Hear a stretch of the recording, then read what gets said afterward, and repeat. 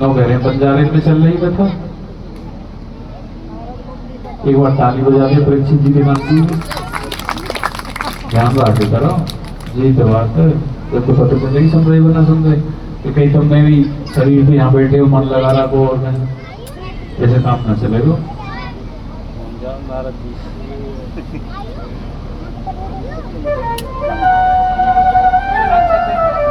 तो सनत कुमार जी नारद जी को कथा सुना रहे हैं और बता रहे हैं कि एक तुंगभद्रा नदी के किनारे एक बहुत सुंदर नगर था।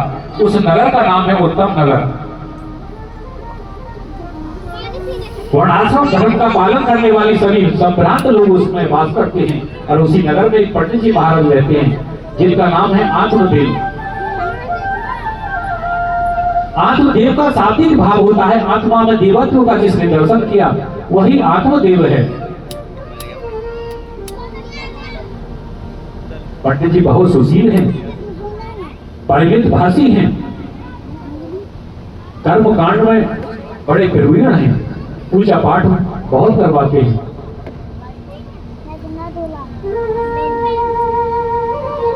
उनकी एक भार्या है, नाम भी बड़ा विचित्र है, धुंधली देवी। जैसा नाम वैसा काम।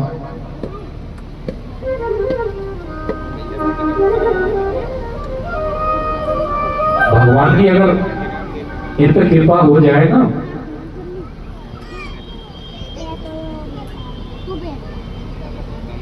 तो ये जब क्या क्या कर दे।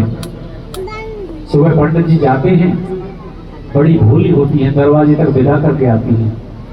पंडित जी जा रहे पूजा पाठ करवाने और जैसे ही पंडित जी गए फिर तो घर के पूरे मोहल्ले में अपना ही साम्राज्य है।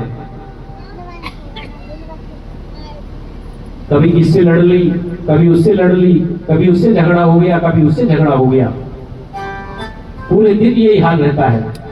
और जैसे ही पंडित जी महाराज शाम को घर पे आते हैं, बड़ी प्रेम से दरवाजा खोलती है, बड़ा स्वागत करती है। ऐसे समझो जब कितनी सच्चा धारी है, किसी से कहती नहीं है कुछ भी।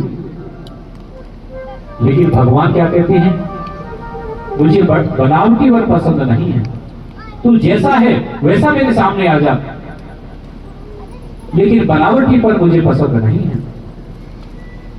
अरे मेरे मले माने जाने सो मोहे पावा, मेरे मले माने सो मोहे पावा, तेरे मले माने जाने सो मोहे पावा, तेरे मले माने जाने सो मोहे पावा, ओए खपट चल चेतने भावा, ओए खपट चल चेतने भावा, मंगल भवने अमंगल हारी, मंगल भवन अमंगल हारी, जब सुदस दे हरे बिहारी, जब सुदस दे बिहारी।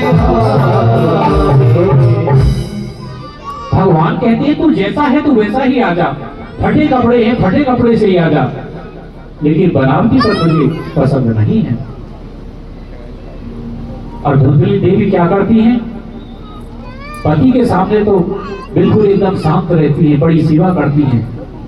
पंडित जी भी सोचते हैं भाई ऐसी धर्मपत्नी सबको मिले, लेकिन उन्हें ये नहीं पता कि उनके जाने के बाद में वो क्या क्या करती हैं। और अच्छे पड़ोसी भी बड़े नसीब से मिलते हैं, और कहीं ज्यादा अच्छे वाले मिल जाए ना तो पड़ोसी को ही मोहल्ले से विदा कर दे। ऐसी है धुंधली देवी। एक दिन आत्मदेव जी बड़े परेशान हैं, उनके कोई संतान नहीं है। एक उनके गाय है, उसके भी वो भी कोई बच्चा नहीं दे पाई है। तुलसी का विवाह है उनके घर में, वो भी सूख गया है। एक दिन बैठी थी आत्मदेव जी, बड़ी परेशान है। अब देखो अच्छे और बुरे पड़ोसियों का, पड़ोसी आए कहने लगे पंडित जी तुम्हारी जो गाय है इसने बहुत दिनों से ना तो बछड़ा दिया ना गाय दी, क्या बात है। पंडित जी कहते हैं क्या बताएं, हम तो सेवा भी बहुत करते हैं, कहने लगे आपके जो तुलसी जी हैं ये भी सूख गई हैं। कहने लगे हम इनको भी रोज जल देते हैं। अब पड़ोसी कहने लगे आपके कोई बेटा बेटी भी नहीं है। और हम बताएं आपको पंडित जी आपके बेटा बेटी नहीं है तो इसका मतलब आपके जो पूर्वज हैं ना वो आपसे नाराज हैं, वो आपकी सेवा को नहीं ले पा रहे हैं। देखो पड़ोसियों ने कैसे भटका दिया।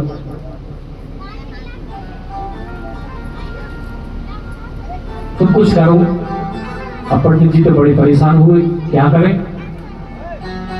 आज पंडित जी ने सोच लिया कि हम जंगल में जाएंगे और संत महात्माओं से आज हम वरदान लेकर के ही आएंगे। और आज आनंद देव जी घर से निकल गए हैं वन की तरफ और वन में ही बैठ गए। उधर से एक ऋषि मुनि आ रहे थे, उन्होंने देखा